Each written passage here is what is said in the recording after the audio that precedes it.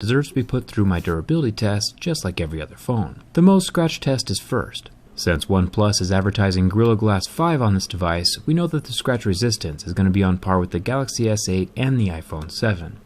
It'll scratch at a level 6, with a deeper groove at a Mohs 7. The strongest screen I've ever tested was the Sapphire screen of the HTC Ultra, which scored a level 8. Either way, keys, coins, and razors will not scratch the OnePlus screen. Speaking of unscratchable, the home button is made from ceramic, a material harder than glass. This means that the fingerprint scanning touchpad won't be damaged by anything normal, unless, of course, your phone is tumbling around in a bag full of uncut diamonds, which would actually be a fantastic problem to have. Until then, physical fingerprint scanner damage is not going to happen.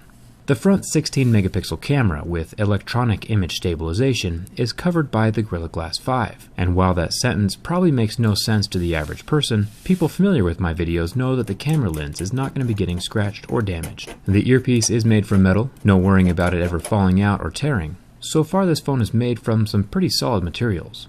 On the back of the phone we have one of my favorite new features, the dual cameras. When I first used a dual camera phone, I thought it was going to be a gimmick, but after using it, it's definitely a feature that's here to stay for a while. The regular 16-megapixel camera and the 20-megapixel zoom lens are both covered by the same piece of glass and are scratch resistant. The flash is plastic, but that's normal and nobody cares.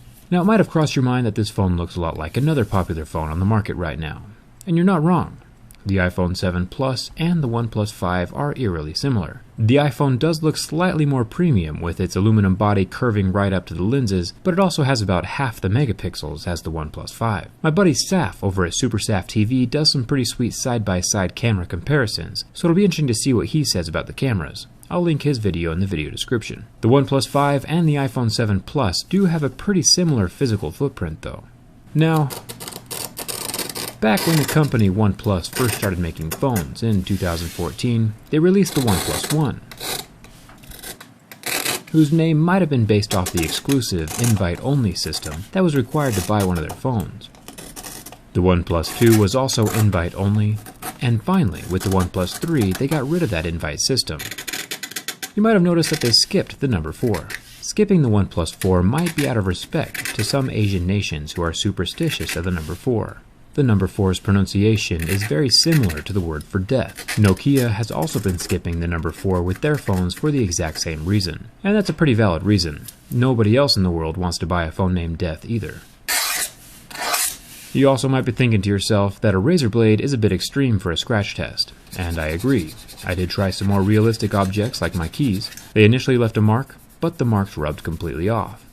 I also tried a metal coin, scratching the anodized back metal, and these marks as well could be magically erased from the back of the phone with my finger.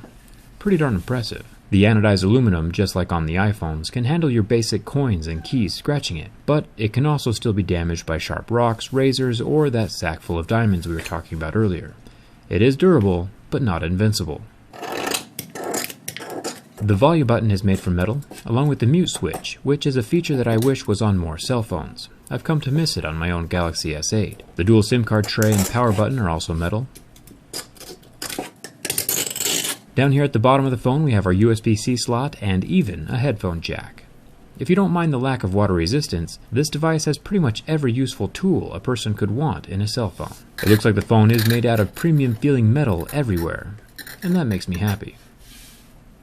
Time for the burn test. The OnePlus 5 is rocking a 5.5-inch AMOLED screen and lasted a surprisingly long time under the heat from my lighter. It was burning for about 40 seconds before I noticed a faint white mark forming on the pixels. The pixels never did recover, so like if you ever drop your phone in a fire, try to rescue it as soon as possible, or just don't drop your phone in a fire. And finally we have the ultimate test of build quality, the bin test. Since OnePlus was bragging about thinness on this phone, I was slightly nervous that the phone would break. Turns out I had nothing to worry about. The screen does pop out from the frame, which shows us that there is no waterproofing adhesive, like we saw during my iPhone 7 test, but the phone locks out after the pop and does not bend any farther. It's even less flexible from the front side, since that screen is set down inside the metal frame, keeping things from moving around at all. This OnePlus 5 definitely passes the bin test. One interesting thing is that OnePlus is advertising 2.5D glass on their phone. If you remember, the HTC U11 advertised 3D glass. You can tell that the 3D glass has a major curve to it, while 2.5D is more of a bevel. leaving the glass itself flat, allowing it more give and play during any stressful situation. The rigid 3D glass, combined with that flexible metal frame on the U11, is what got it obliterated during my last durability test. The OnePlus 5 also has a plastic buffer between the glass and the metal, which will help the screen survive against impacts or drops. These subtle differences in construction that you normally wouldn't notice go a long way in the durability of a device. But like always, you can plop a case on your phone and just have nothing to worry about. I always have a case on my phone. I'm pretty impressed with the OnePlus 5. They have continued their tradition of solid build quality. Physically, it might look a lot like the iPhone 7 Plus, but it's several $100s cheaper, has more megapixels in the cameras, and includes a headphone jack, so it gets a thumbs up.